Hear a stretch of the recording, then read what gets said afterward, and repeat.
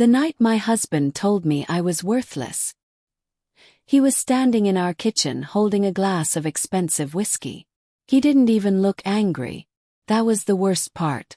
He looked calm, confident, certain. Like he had already decided exactly how my life was going to turn out. "You'd be nothing without me," he said, leaning against the counter. "Let's be honest, Sarah. You bring nothing to the table."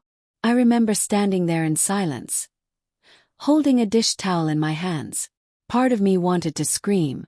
Part of me wanted to cry. But mostly, I just felt small. Because when someone repeats the same lie long enough, eventually you start believing it. What my husband didn't know was that 3 days later, phone call would change everything. And the woman he called worthless was about to inherit millions. Before I tell you what happened next, I want to ask you something. Have you ever had someone make you feel like you weren't good enough? Like you needed them to survive? Let me know in the comments.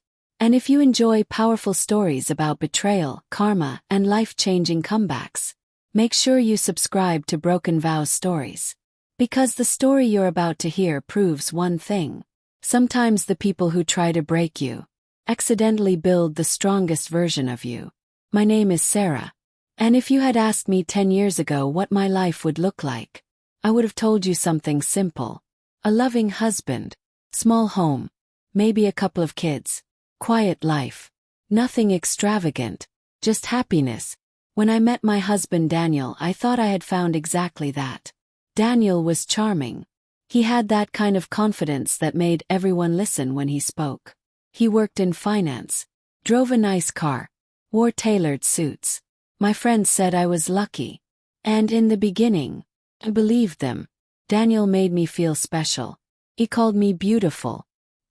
He said I was the calm in his chaotic world. And for a while, believed that too. But relationships don't usually fall apart overnight. They change slowly. So slowly that you barely notice. First, Daniel started making small comments. "You should dress a little nicer when we go out." Then later, "Maybe you should quit that job. It doesn't really suit you." Eventually, "You don't really understand how the world works like I do." Every time he said something like that, he would follow it with a smile. Or a kiss on my forehead. And somehow that made it feel less cruel. Over time I stopped arguing. I stopped pushing back. Because it was easier to agree than to fight. But every time I stayed silent, a little piece of my confidence disappeared. By the time we had been married for 5 years, Daniel controlled almost everything. Our finances, our schedule, even the people I spent time with. He said it was because he wanted the best for us.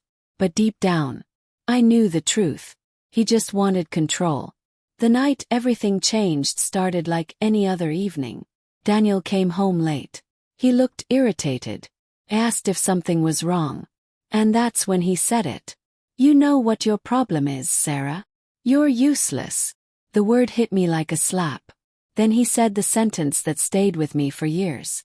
"You'd be nothing without me." 3 days later, my phone rang. It was an unknown number.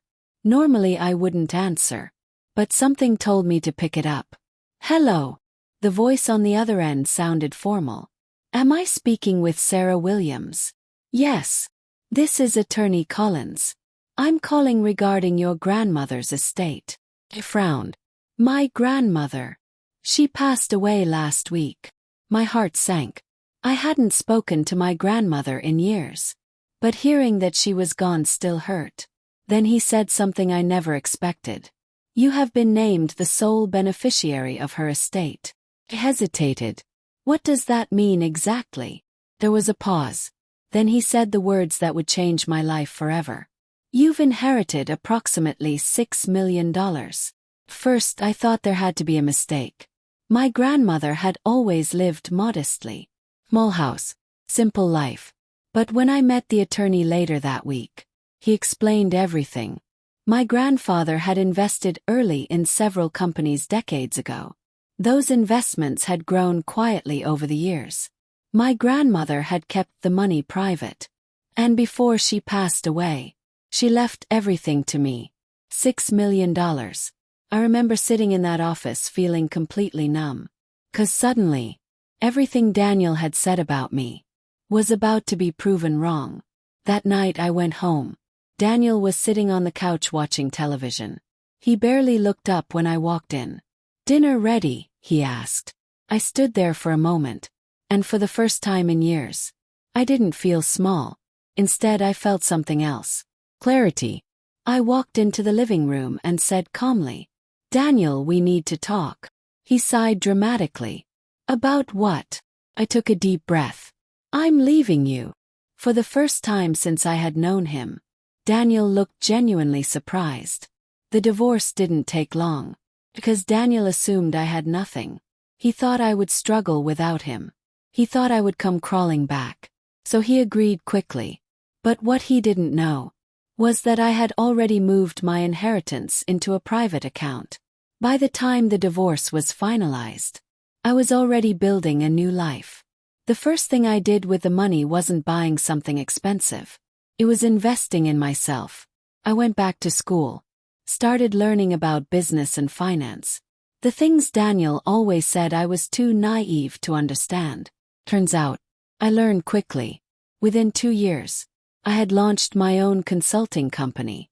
And the funny thing about success is, it attracts attention, including the attention of someone I never expected to see again.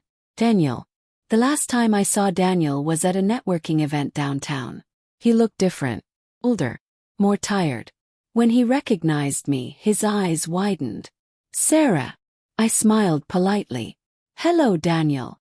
He glanced at my business card, then back at me. "You own this company." He nodded.